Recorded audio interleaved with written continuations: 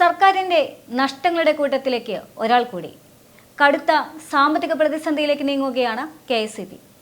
കെ.എസ്.ഇ.ബിക്ക് ഇത്രയും സാമ്പത്തിക ബാധ്യത വരാനുള്ള പ്രധാനപ്പെട്ട കാരണങ്ങളായി ചൂണ്ടിക്കാണിക്കുന്നത് 3 കാര്യങ്ങളാണ്. അതിൽ ഒന്ന് ദീർഘകാല കരാറുകൾ റദ്ദാക്കിയതാണ്. രണ്ടാമത്തേത് മൺസൂൺ കുറഞ്ഞതാണ്. മൂന്നാമത്തേത് സർക്കാർ പൊതുമേഖലാ സ്ഥാപനങ്ങളിൽ നിന്നും വലിയ കുടിശ്ശിക തന്നെയാണ് കെ.എസ്.ഇ.ബിക്ക് ലഭിക്കാനുള്ളത് എന്നുള്ളതാണ്. അപ്പോൾ വലിയ സാമ്പത്തിക പ്രതിസന്ധി തരണം ചെയ്യുന്ന പൊതുമേഖലാ സ്ഥാപനങ്ങളുടെ കൂട്ടത്തിൽ ഒരെണ്ണം കൂടി കൂടിയിരിക്കുകയാണ് കെ.എസ്.ഇ.ബി. കെ.എസ്.ഇ.ബി പലപ്പോഴായിട്ട് ഈ ഒരു സാമ്പത്തിക പ്രതിസന്ധിയിലേക്ക് കൂപ്പുകുത്താനുള്ള സാധ്യതയുണ്ട് എന്നുള്ള കണക്കുകളെല്ലാം തന്നെ പുറത്തു വന്നിരുന്നു. ഷോക്കടിപ്പിച്ച് കെ.എസ്.ഇ.ബി എന്നുള്ള വാർത്തകൾ പോലും വന്നിരുന്നു. കെ.എസ്.ഇ.ബിയുടെ ഭാഗത്തു നിന്നും വലിയ തരത്തിലുള്ള തുക ഈടാക്കൽ വരുന്നു എന്ന് പറയുന്നു. പൊതുമേഖലാ സ്ഥാപനങ്ങളുടെ കുടിശ്ശിക കെ.എസ്.ഇ.ബി പബ്ലിഷ് ചെയ്യുന്നു. അത്തരത്തിലുള്ള പല തരത്തിലുള്ള വാർത്തകൾ കെ.എസ്.ഇ.ബിയുമായി ബന്ധപ്പെട്ടുകൊണ്ട് ഉണ്ടായിരുന്നു. പക്ഷേ ഈ സാഹചര്യത്തിൽ ഇപ്പോൾ പുറത്തു വരുന്ന വിവരങ്ങളനുസരിച്ച് കെ.എസ്.ഇ.ബി വീണ്ടും കനത്ത സാമ്പത്തിക പ്രതിസന്ധിയിലേക്ക് പോവുകയാണ്. പെൻഷൻ കൊടുക്കാൻ പണമില്ല, അതുപോലെ തന്നെ വരുമാനം കൊടുക്കാൻ പണമില്ല, അതായത് ശമ്പളം പോലും കൊടുക്കാൻ സാധിക്കാത്ത വിധത്തിലേക്ക് കെ.എസ്.ഇ.ബി അത്രയും തകർന്നടിയുകയാണ്.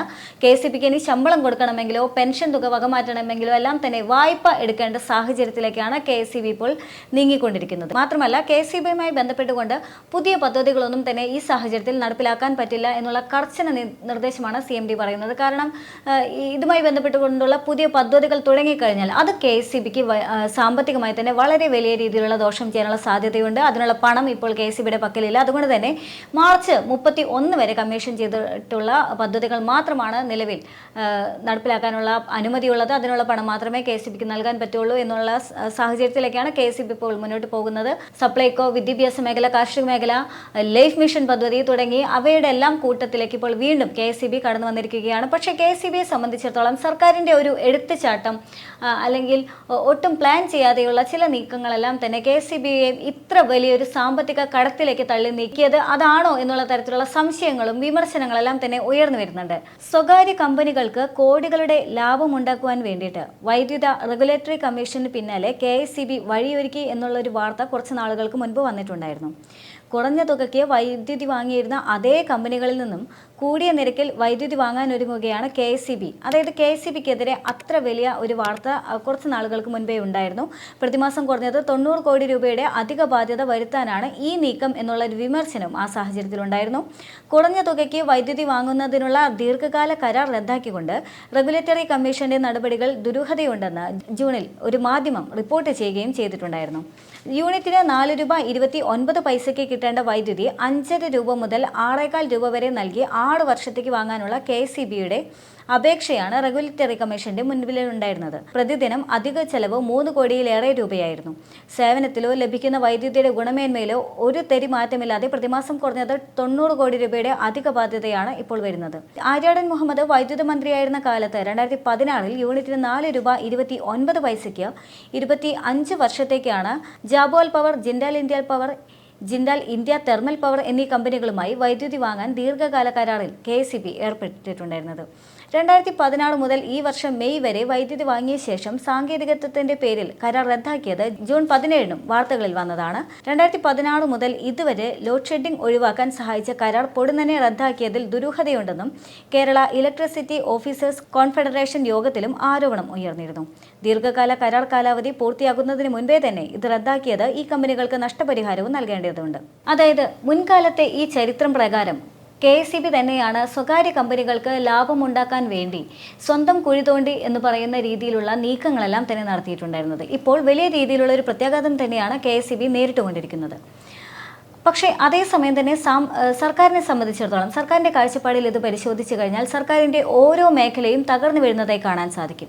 അതായത് സർക്കാരിനെ സംബന്ധിച്ചിടത്തോളം കടുത്ത സാമ്പത്തിക പ്രതിസന്ധി എന്ന് പറയുകയാണ്. ദിവസങ്ങൾ മാത്രമേ ഉള്ളൂ ഇനി അടുത്ത ബജറ്റ് അവതരണത്തിന്. ഈ സാഹചര്യത്തിൽ കെ.എസ്.ഇ.ബി കൂടി ഇത്തരം വലിയൊരു സാമ്പത്തിക പ്രതിസന്ധിയിലേക്ക് നീങ്ങുകയാണ്. ശമ്പള പ്രശ്നങ്ങൾ നിൽക്കുകയാണ്. കേന്ദ്രത്തിൻ്റെ ഭാഗത്തു നിന്നും യാതൊരു തരത്തിലുള്ള സഹകരണവും ലഭിക്കുന്നില്ല. കേന്ദ്രത്തിനെതിരെ സമരം ചെയ്യാൻ പ്രതിപക്ഷവും സർക്കാരും തമ്മിലുള്ള പ്രശ്നങ്ങൾ അവിടെ നിൽക്കുകയാണ്. പ്രതിപക്ഷം സർക്കാരിൻ്റെ റിപ്പോർട്ടുകൾ സുതാര്യമല്ല എന്ന് ഇപ്പോഴും ആരോപിച്ചു കൊണ്ടിരിക്കുന്ന സാഹചര്യമാണ്.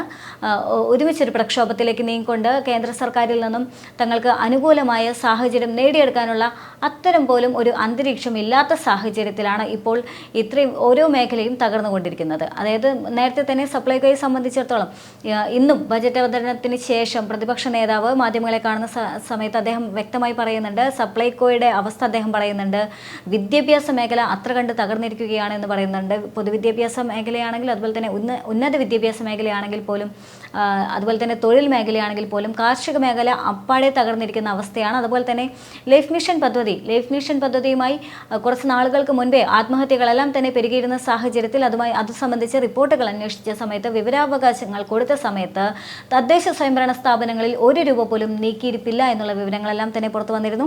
ഈ സാഹചര്യത്തിൽ തന്നെയായിരുന്നു കേരളീയം പദ്ധതിയും അതുപോലെ തന്നെ നവകേരള സദസ്സ് പദ്ധതിയും. പക്ഷേ കേരളീയം പദ്ധതിയും നവകേരള സദസ്സ് പദ്ധതികളും രണ്ടും അതിഗംഭീരമായി സമാപിച്ചുവെങ്കിലും അതിനെ സംബന്ധിക്കുന്ന വരവ് ചെലവ് കണക്ക് നൽകാനായിട്ട് സർക്കാർ ഇതുവരെ തയ്യാറായിട്ടില്ല. അതിനെപ്പറ്റി ചോദിക്കുന്ന സമയത്ത് കൈമലർത്തുക തന്നെയാണ് സർക്കാർ ചെയ്യുന്നത്. ഈ സാഹചര്യത്തിൽ വീണ്ടും KSEB വലിയ തരത്തിലുള്ള സാമ്പത്തിക പ്രതിസന്ധിയിലേക്ക് നീങ്ങുകയാണ്. KSEB സർക്കാരിന് തന്നെ പൊതുമേഖലാ സ്ഥാപനങ്ങളിൽ നിന്നുള്ള കുടിശ്ശികയും ഇപ്പോൾ വലിയ രീതിയിൽ തന്നെ ഒരു തിരിച്ചടിയായി വരുന്നുണ്ട്. ഇപ്പോൾ KSEB വലിയ രീതിയിലുള്ള ഒരു പ്രതിസന്ധി പറയുന്ന സാഹചര്യത്തിൽ സർക്കാർ സ്ഥാപനങ്ങളിൽ നിന്നുള്ള കുടിശ്ശിക കൂടി KSEB തീർപ്പാക്കാൻ നിന്നു കഴിഞ്ഞാൽ അതും ആ മേഖലയിൽ കൂടി, അതായത് സർക്കാരിൻ്റെ എല്ലാ മേഖലയും കുത്തഴിഞ്ഞ് അല്ലെങ്കിൽ തകർന്നുകൊണ്ടിരിക്കുന്ന സാഹചര്യമാണ്. ഈ സാഹചര്യത്തിൽ ആ വലിയ കുടിശ്ശിക കൂടി എങ്ങനെ നീക്കുമെന്നുള്ളൊരു ബാധ്യത വീണ്ടും സർക്കാരിന് തന്നെ വരികയാണ്. ഇതിനെ സംബന്ധിച്ച് മലപ്പുറം ജില്ലയിലെ മാത്രം കണക്കുകൾ കുറച്ച് നാൾ മുന്നേ പുറത്തു വന്നിട്ടുണ്ടായിരുന്നു. ഈ കണക്കുകൾ പരിശോധിച്ചു കഴിഞ്ഞാൽ, ഈ കണക്കുകളുടെ അടിസ്ഥാനത്തിൽ വിലയിരുത്തി കഴിഞ്ഞാൽ മഞ്ചേരി, തിരൂർ, നിലമ്പൂർ സർക്കിളുകൾക്ക് കീഴിൽ നിന്ന് പിരിഞ്ഞു കിട്ടാനുള്ളത് കോടികളാണ് എന്നുള്ള കണക്കുകളായിരുന്നു അന്ന് KSEB പുറത്തുവിട്ടിട്ടുണ്ടായിരുന്നത്. ബന്ധപ്പെട്ട വകുപ്പുകൾക്ക് സർക്കിൾ അധികൃതർ നോട്ടീസ് നൽകിയതും ഒറ്റത്തവണ തീർപ്പാക്കലിന് സമയപരിധി നൽകിയതും കുടിശ്ശിക ഈടാക്കാൻ ഊർജിത ശ്രമം തുടങ്ങിയതുമായിട്ടുള്ള വാർത്തകളാണ് വന്നിട്ടുണ്ടായിരുന്നത്. അന്നത്തെ ആ വാർത്തകൾ അനുസരിച്ച് മഞ്ചേരി സർക്കിളിലായിരുന്നു കുടിശ്ശികയ്ക്ക് ഏറ്റവും മുന്നിൽ നിന്നിട്ടുണ്ടായിരുന്നത്. LT ലൈൻ ഉപയോഗിച്ചുകൊണ്ട് കണക്ഷൻ നൽകിയതിൽ 12 കോടി രൂപയാണ് സർക്കിളിന്റെ കുടിശ്ശികയുണ്ടായിരുന്നത്. ജല അതോറിറ്റി, പോലീസ്, കൃഷി വകുപ്പ്, ആരോഗ്യ സ്ഥാപനങ്ങൾ എന്നിവിടങ്ങളിൽ നിന്നാണ് പിരിഞ്ഞു കിട്ടാൻ ഏറെ തുകയുണ്ടായിരുന്നത്.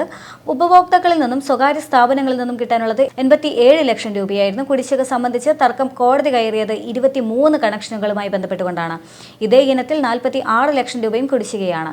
ഇതിനു പുറമെ വിവിധ ജലവിതരണ പദ്ധതികൾക്ക് 14 HD ലൈനിൽ നിന്നുള്ള 14 കണക്ഷനുകളിൽ 63 കോടി രൂപയാണ് ലഭിക്കാനുമുള്ളത്.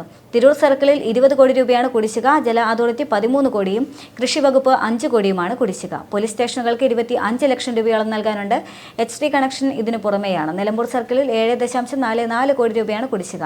ഇതിൽ ജല അതോറിറ്റി 5.92 കോടി രൂപയും പോലീസ് സ്റ്റേഷൻ 98 ലക്ഷം രൂപയുമാണ്. ഗാർഹിക സ്വകാര്യ കണക്ഷനുകളിൽ നിന്ന് 38 ലക്ഷം രൂപയോളം പിരിഞ്ഞു കിട്ടാനുമുണ്ട്.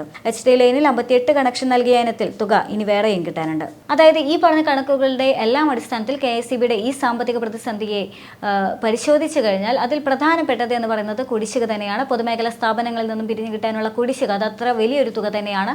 ഏകദേശം ഒരു ജില്ലയിലെ 3 ഇടങ്ങളെ മാത്രം കേന്ദ്രീകരിച്ചുകൊണ്ടുള്ള റിപ്പോർട്ടുകൾ പറയുന്നത് ഇത്ര കോടി രൂപയാണ് എന്നുള്ളതാണ്. ഇതിൽ നിന്നുള്ള നീക്കങ്ങൾ എന്താണ് എന്നതിനെ ആശ്രയിച്ചിരിക്കും ഇനി അടുത്ത KSEBയുടെ ഒരു സാമ്പത്തിക പ്രതിസന്ധിയുടെ ഭാവി എന്ന് പറയുന്നത്. മറ്റത് എന്ന് പറയുന്നത് ഏറ്റവും പ്രധാനപ്പെട്ടത് KSEB കൂടി അറിഞ്ഞുകൊണ്ടുണ്ടായിരുന്ന ദീർഘകാല കരാറുകൾ റദ്ദാക്കിയതിനെ തുടർന്നുള്ള പ്രതിസന്ധിയായിരുന്നു. മറ്റത് സ്വാഭാവികമായും കേരളം കുറച്ച് കാലങ്ങളായിട്ട് അഭിമുഖീകരിച്ചു കൊണ്ടിരിക്കുന്ന കാലാവസ്ഥ പ്രശ്നം തന്നെയാണ്, മൺസൂണിൻ്റെ കുറവ് തന്നെയാണ്.